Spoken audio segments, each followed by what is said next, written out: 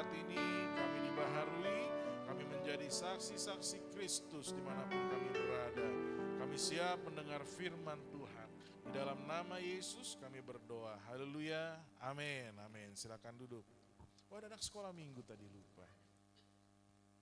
Ya udah, selamat sekolah minggu ya, sama Kanelma. Baik, shalom. Haleluya. Ini ibadah rasa doa pengerja ya. Tapi nggak apa-apa, saya 3 minggu lalu itu melayani di Horizon 3 sesi. Jadi GBI Philadelphia jam 7, jam 9, jam 11. Jam 7 itu cuma ada sekitar 20 orang, termasuk full band, WL, sama tamborin. Jadi memang selama 8 tahun itu ibadah jam 7 itu hampir nggak ada yang datang. Dan kesannya kayak doa pengerja, tapi mereka tetap konsisten dan taat. Dan apa yang terjadi, mereka nggak pernah kekurangan selama 8 tahun. Untuk pembiayaan, untuk kebutuhan, Tuhan terus cukupi. Nah makanya cocok sekali sama tema kita hari ini, saudara, menjadi taat seperti Kristus taat. Mari kita buka firman Tuhan dari Ibrani 5 ayat 7-10, next slide. Nah kita bisa lihat di depan, Ibrani 5 ayat 7-10. Kita baca bergantian ya, saya ayat yang ganjil, saudara ayat genap, nanti ayat 9, ayat 10-nya kita baca sama-sama ya. Ibrani 5 ayat 7-10. Dalam hidupnya sebagai manusia, ia telah mempersembahkan doa dan permohonan dengan ratap tangis dan keluhan kepada Dia yang sanggup menyelamatkannya dari maut. Dan karena kesalehannya ia telah didengarkan, saudara.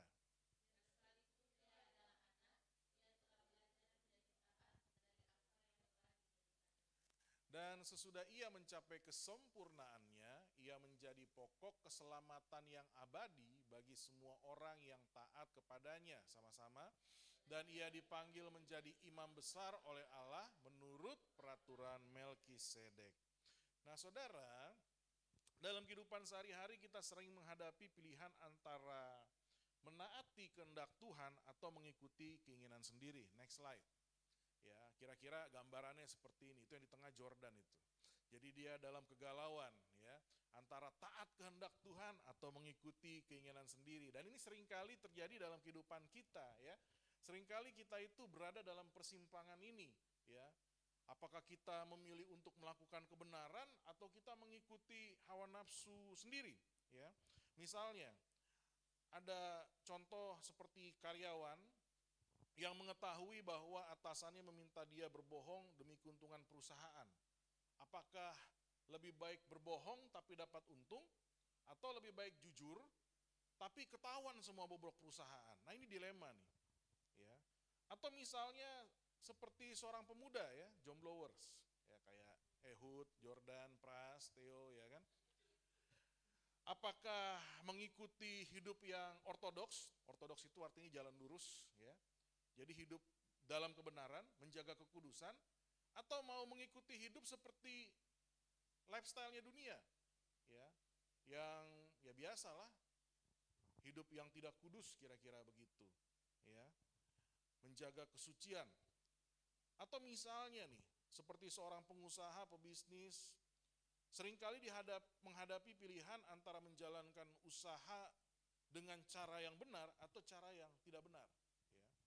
Kemarin saya juga baru mendengar dari salah satu pimpinan saya, panutan saya, ternyata ada di dalam sejarah ya, dalam sejarah sekolah teologi, ya untuk mengurus sesuatu, ya dia melakukan suap begitu, ya bahkan di level sekolah pendeta pun, ya terkadang dihadapi pilihan begitu, ya kalau mau lulus dalam ini harus ada pelicinnya, kan pemerintahan kita begitu kan.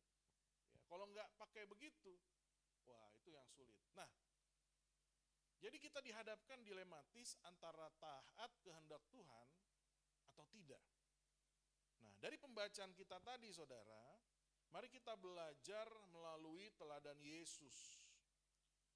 Yaitu bagaimana dia hidup dalam ketaatan, bagaimana dia hidup mengikuti kehendak Bapa di surga, sehingga hidupnya berkenan dan menjadi teladan bagi kita semua. Yang pertama, next slide, kita belajar bahwa Kristus taat dalam penderitaan. Tadi di ayat 7 firman Tuhan bilang begini, dalam hidupnya, dalam hidup Yesus sebagai manusia, ia telah mempersembahkan doa dan permohonan dengan ratap tangis dan keluhan kepada Dia, yang sanggup menyelamatkannya dari maut, dan karena kesalehannya ia telah didengarkan. Nah saudara, kita melihat dan kita juga menyaksikan bagaimana di dalam kehidupannya Yesus pun berhadapan dengan realitas, dengan kenyataan. Dan kenyataan yang dihadapinya itu sungguh tragis, di mana dia menyembuhkan banyak orang, menolong orang lemah, bahkan membawa keadilan, tetapi banyak orang menentang dia. Mulai dari orang Farisi, mulai dari orang Saduki yang seharusnya mereka itu adalah orang-orang saleh yang katanya berjubah agama. Tapi merekalah yang pertama, merekalah yang di garis depan, yang menentang Yesus, bahkan mengantarkannya ke kayu salib, saudara. Tapi saudara, firman Tuhan berkata, dia tetap taat, saudara. Dia tetap taat dalam menjalani itu semua. Dia tetap taat dalam kesalehannya. Tidak sekalipun dia tidak taat kepada Bapa. Dalam segala keadaan, dalam setiap kesulitan, dia tetap taat menaati Bapa di surga, saudara. Nah ini berarti, saudara,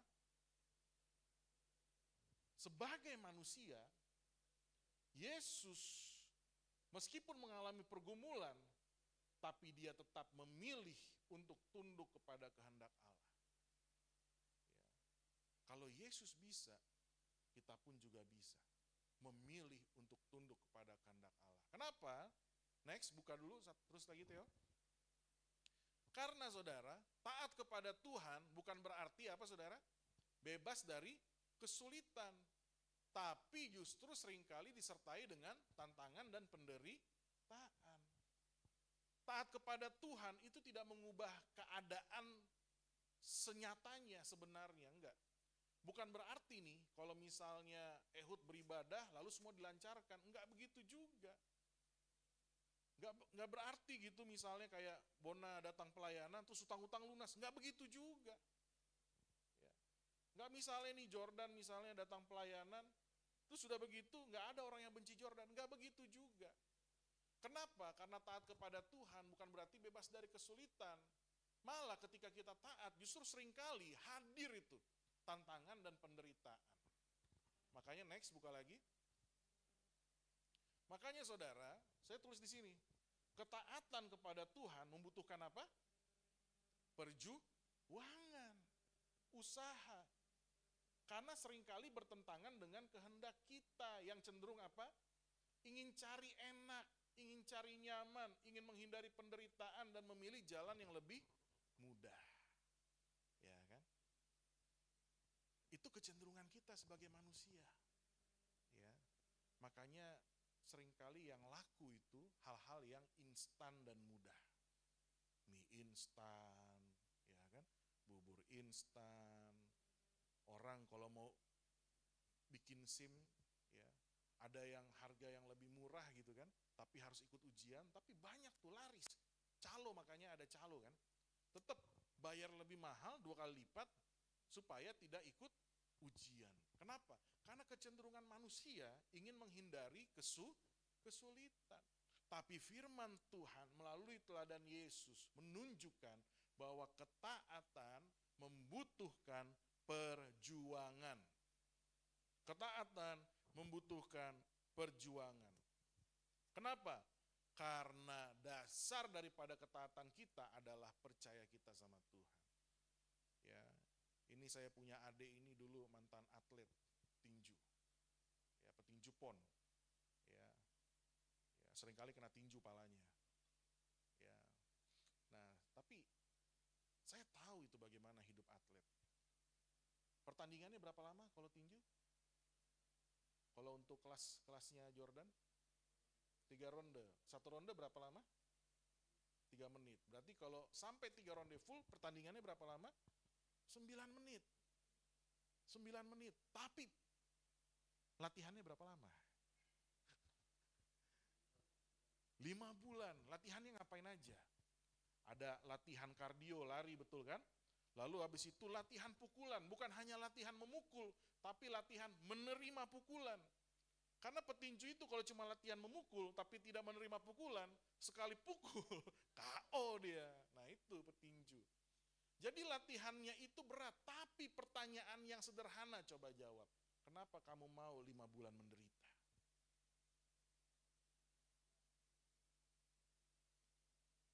Ada sesuatu yang diharapkan, ada sesuatu yang diinginkan, ada sesuatu yang dicapai. Apa itu? Kemenangan.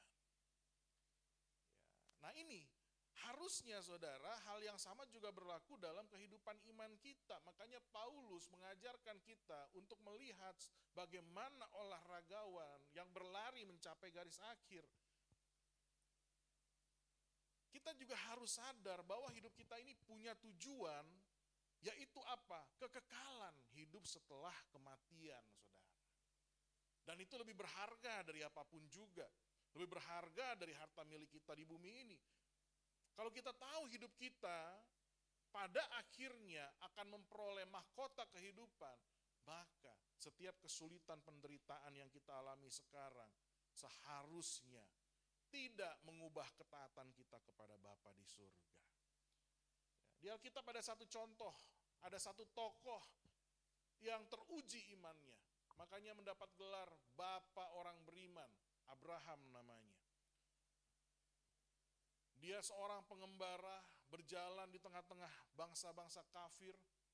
Dan di dalam perjalanannya Tuhan berjanji kepadanya untuk memberikan keturunan sebanyak bintang di langit, pasir di lautan, saudara. Dia berjalan melewati kesulitan, dia berjalan di tengah-tengah ketidakpastian, hanya dengan berbekal janji Tuhan. Bahwa Tuhan menyertai dia, Tuhan memanggil dia, dan Tuhan akan membuat keturunannya banyak. Sampai ketika Tuhan menggenapi janjinya dan Ishak pun lahir, anak yang dinanti-nantikan. Tapi setelah Ishak lahir dan bertumbuh, datang firman Tuhan, Abraham, aku mau anak ini dipersembahkan. Abraham tanpa banyak tanya, dia tunduk sama Tuhan. Dia bawa anak itu. Dia naik ke gunung Tuhan. Lalu dia taruh Ishak di mezbah.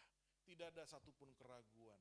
Dan lihat, walaupun hatinya sulit, walaupun hatinya bergumul, hatinya itu sangat-sangat pedih karena melihat anaknya yang di mezbah. Itu anaknya, bukan domba. Tapi ketika dia tetapkan hati, dia pegang pisau, dia mau sembelih anaknya, tiba-tiba suara dari surga berkata, Abraham, stop. Jangan persembahkan anakmu. Aku sudah melihat imanmu. Aku sudah melihat percayamu. Dan di sini janjiku kuteguhkan. Lihat di situ ada domba. Sebagai ganti anakmu, persembahkanlah domba itu. Saudara, Kristus taat dalam penderitaan.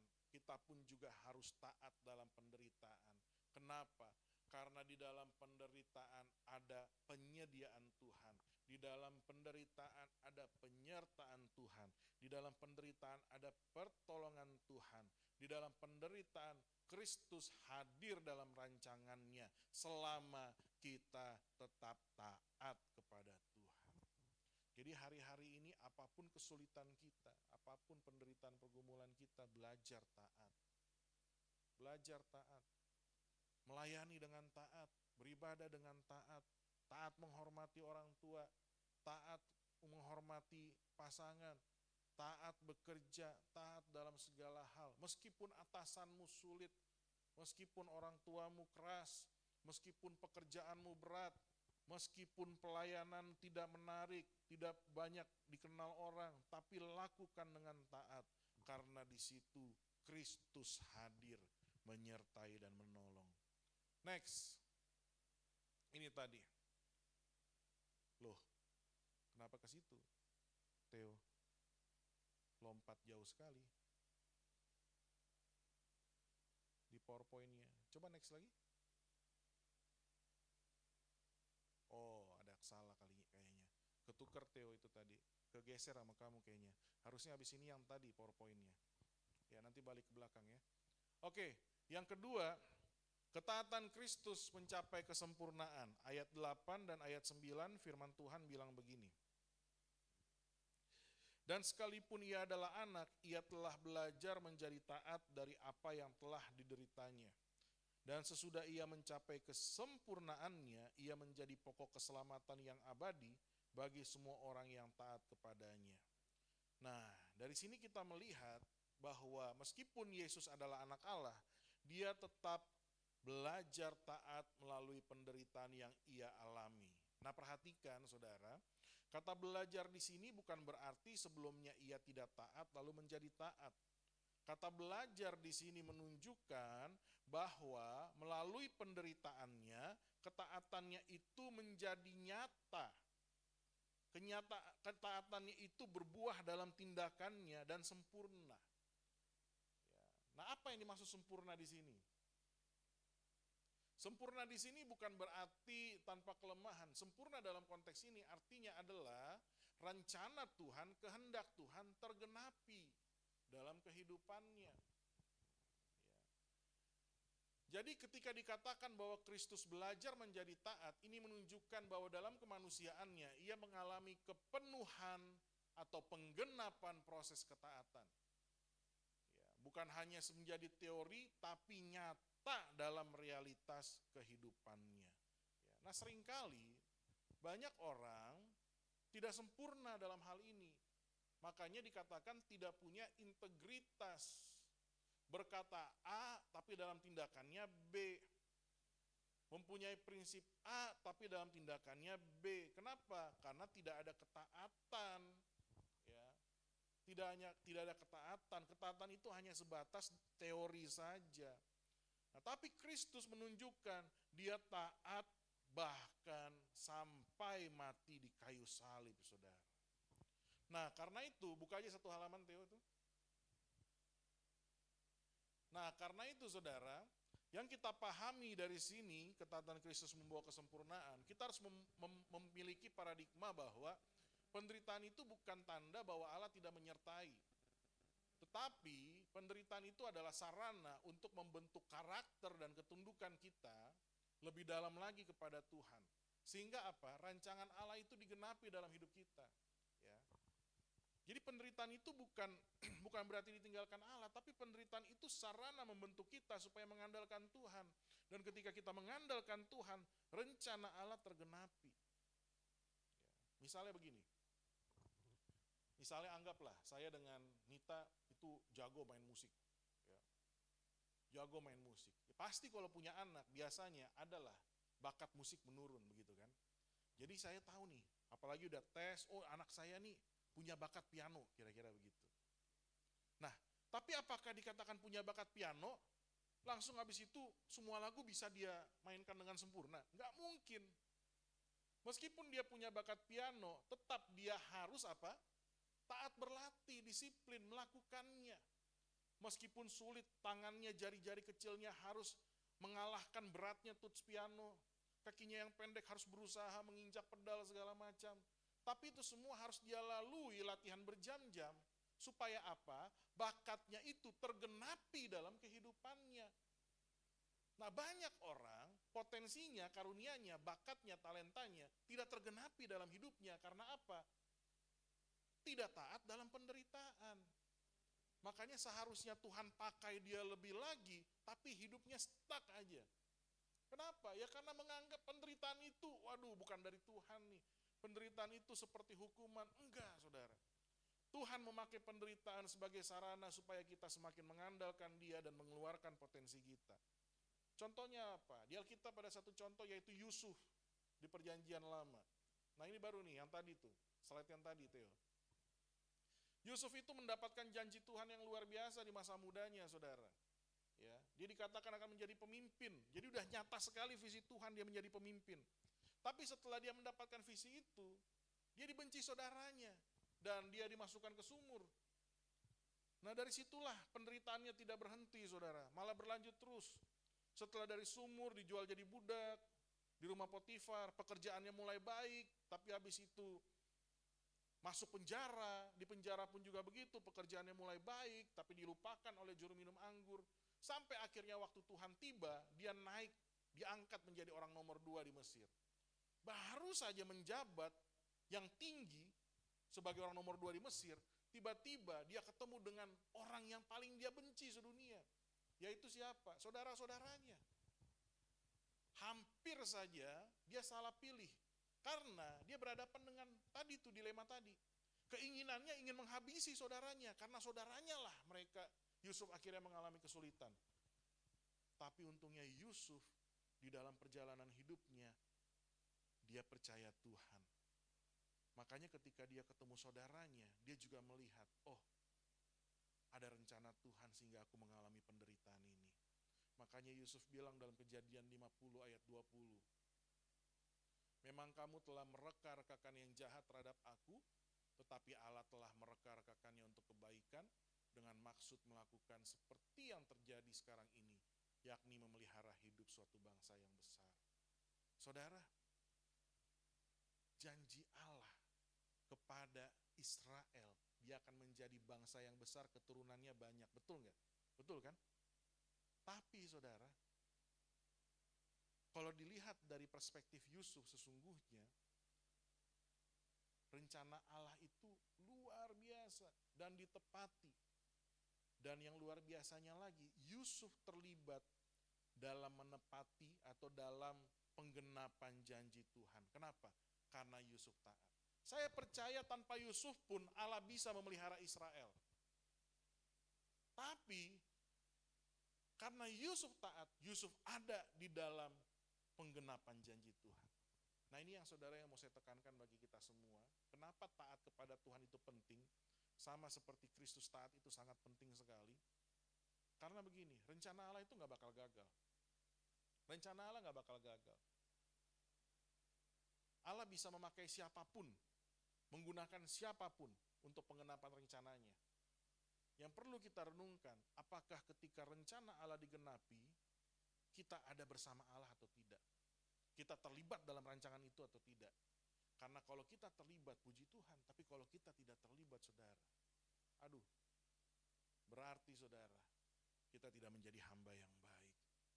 Kita tidak menjadi pengelola yang baik. Dan Tuhan tidak berkenan. Yusuf, dia menghadapi dilematis.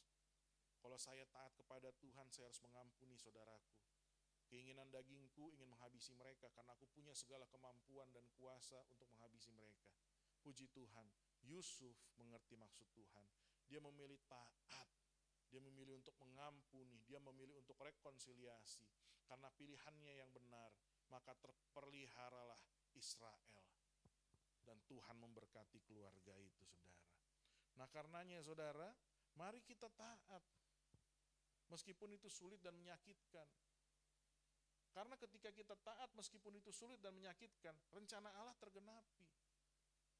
Contoh, misalnya nih, ya Jordan lagi gak apa-apa ya, karena memang cuma itu-itu aja orangnya kan. Misalnya ya, Jordan disakiti ya sama Yance gitu. Biar sekalian, supaya dia langsung dapat contohnya gitu ya. Nah, kalau Jordan memilih untuk taat sama Tuhan, melepaskan pengampunan, rencana Allah terjadi. Ada rekonsiliasi, ada kasih, lalu ada apa lagi? Ada yang namanya tuh hubungan yang baik, pelayanan bagus, pekerjaan bagus, Tarianci ada pekerjaan, dibilang Jordan ada kerjaan nih, mari nih. Tapi seandainya nih Jordan pilih hawa nafsu, waduh ini tangan nih enteng nih, udah latihan 5 bulan. Sini kok waduh langsung pukulan tanpa bayangan ya. Bukan saking cepatnya, karena memang dalam keadaan gelap, jadi gak ada bayangan. Pukulan tanpa bayangan, ya kan. Wah, akhirnya apa yang terjadi? Dua-duanya sakit hati. Ya. Lalu ketika dua-duanya sakit hati, apalagi yang terjadi? Dua-duanya saling fitnah. Lalu apalagi yang terjadi? Dua-duanya bawa suku. Awas, gue bawa orang Papua. Jordan bilang, emang lo doang? Gue juga punya komunitas Ambon. Wah, akhirnya yang terjadi apa saudara? Perang saudara. Pecah Indonesia. Gak ada rencana Tuhan yang tergenapi, tapi yang terjadi apa? Rencana iblis. Nah itu gambaran lebaynya, kira-kira begitu ya saudara. Tapi itu bisa terjadi dalam keluarga kita. Yang seharusnya keluarga kita itu menjadi penuh berkat, ada damai sejahtera, yang seharusnya tuh berkat itu mengalir.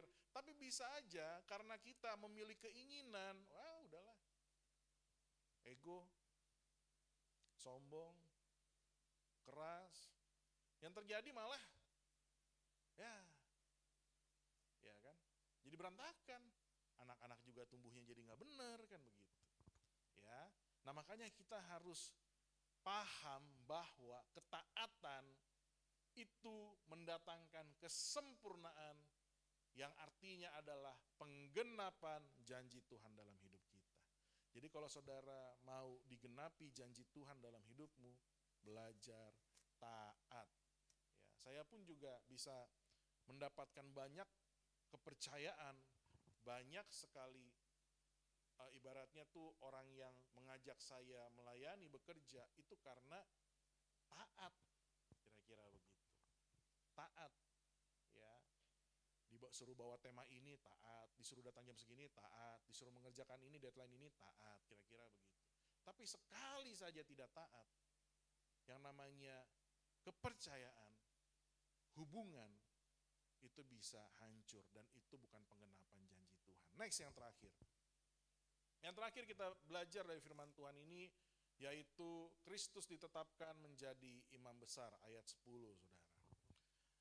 Ayat 10 berkata, dan ia dipanggil menjadi imam besar oleh Allah menurut peraturan Melkisedek. Nah, dari sini kita belajar bahwa Kristus tidak mengambil kehormatan sebagai imam besar atas kehendaknya sendiri, tapi dipanggil oleh Allah sebagaimana tertulis dalam Ibrani 5 ayat 6. Ibrani 5 ayat 6 bilang begini, demikian pula Kristus tidak memuliakan diri sendiri dengan menjadi imam besar, tapi dimuliakan oleh Dia yang berfirman kepadanya, anakku engkau telah kuperanakan pada hari ini. Sebagaimana firman-Nya dalam suatu nats lain, engkau adalah imam untuk selama-lamanya menurut peraturan Melkisedek. Nah, dari firman Tuhan ini, saudara, ini menunjukkan bahwa jabatan keimamatan Kristus itu ketetapan Allah. Ya.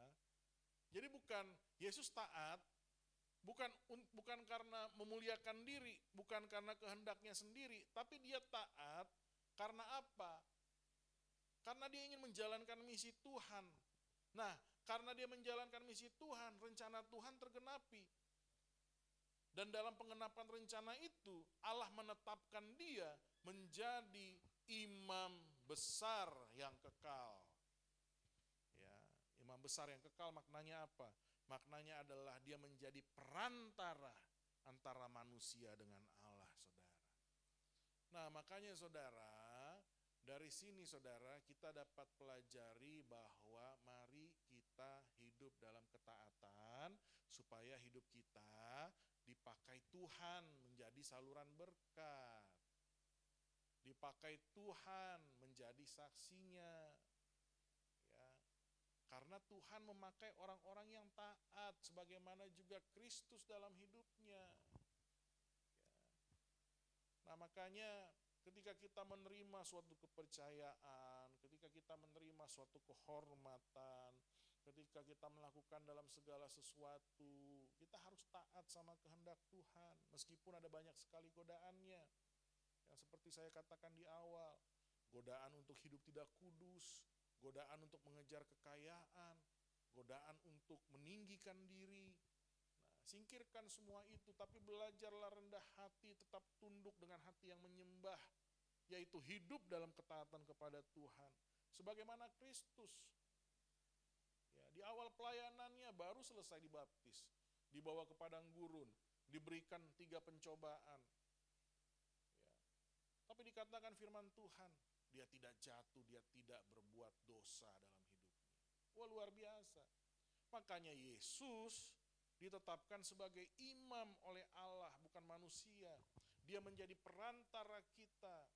Nah, saya percaya saudara, ketika kita taat, kita pun juga ditetapkan Allah menjadi hambanya yang luar biasa. Makanya pelayan Tuhan itu bukan bicara soal promosi. Pelayan Tuhan itu bukan bicara soal prestis, pengakuan. Pelayan Tuhan itu bukan bicara soal pencapaian. Pelayan Tuhan itu bicara soal ketaatan kepada Tuhan. Next, Di sini saya katakan sebagai imam besar yang kekal, Kristus tidak hanya mempersembahkan korban bagi dosa, tapi ia sendiri menjadi korban yang sempurna melalui ketaatannya di kayu salib. Firman Tuhan bilang, barang siapa mengikut aku, ia harus menyangkal diri, memikul salib, lalu mengikut aku. Saudara, artinya apa? Artinya rela nggak kita menjadi korban? Ya, tetap taat meskipun disakiti, tetap taat meskipun berat, tetap taat meskipun tidak ada yang peduli, tetap taat meskipun tidak ada yang mengakui, tetap taat meskipun hati kita tercabik-cabik. Rela nggak? Kalau belum rela, mari kita lihat bagaimana Yesus, dia sudah merelakan dirinya. Ya, dia tetap taat memikul salib itu. Meskipun orang yang dia sembuhkan meludahi dia, orang yang dia tolong yang teriak salibkan dia, salibkan dia. Tapi dia tetap memikul salib itu sampai bukit Golgota. Semua karena apa? Bukan karena dosanya, kesalahannya, karena Yesus tidak berdosa, tetapi karena ketaatannya terhadap misi Bapa di sorga, yaitu seperti yang dikatakan Yohanes, anak domba Allah. Anak domba itu adalah korban.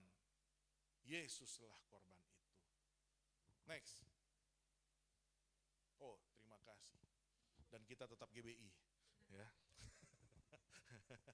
Ya, jadi 3 hal yang saya bagikan pada kita semua, saudara, sebagai pelayan-pelayan Tuhan, karena pagi hari ini yang hadir banyak pelayan Tuhan, mari kita tetap taat dalam penderitaan, karena ketaatan itu adalah soal percaya, bukan soal perasaan dan keadaan.